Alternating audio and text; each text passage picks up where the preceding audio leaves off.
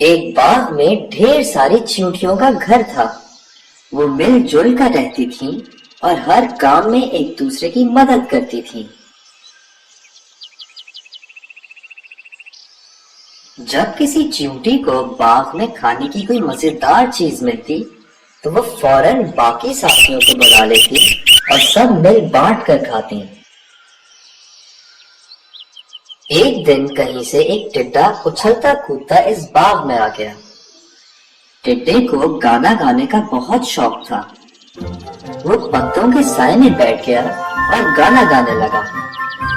اچانک اس نے دیکھا کہ چیونٹیوں کی ایک لمبی قطار چلی جا رہی ہے۔ ہر چیونٹی نے اناج کا ایک دانہ اٹھایا ہوا ہے اور بڑی محنت سے اس کو اپنے گھر تک لے جا رہی ہے۔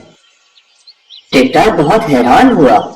اس نے چیونٹیوں سے پوچھا، بہنو، تم اتنی سخت گرمی میں یہ محنت مشقت کیوں کر رہی ہو؟ یہاں چھاؤں میں آ کر بیٹھو اور میری طرح آرام کرو۔ آؤ، میں تم کو ایک خوبصورت گانا سناتا ہوں۔ چیونٹیوں نے ٹڈے کو سمجھایا، بھائی ٹڈے، سردی کے موسم میں کھانا ڈھونڈنا مشکل ہو جاتا ہے، اسی لیے ہم سردیوں کے لیے کھانا پہلے سے جمع کر لیتے ہیں۔ ٹڈے نے جواب دیا، میں تو اتنی تیز دھوپ میں کام نہیں کر سکتا، میں بس آرام کروں گا۔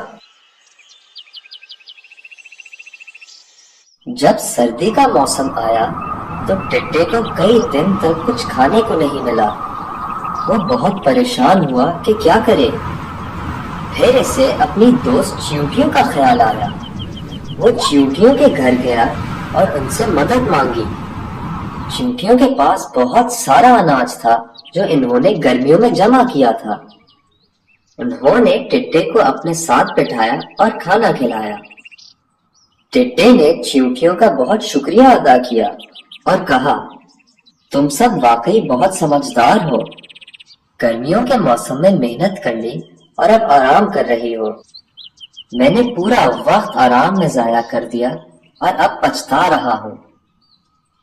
بچوں، اس کہانی سے یہ سبق حاصل ہوا کہ وقت ضائع نہیں کرنا چاہیے اور محنت کبھی رائے گاہ نہیں جاتی۔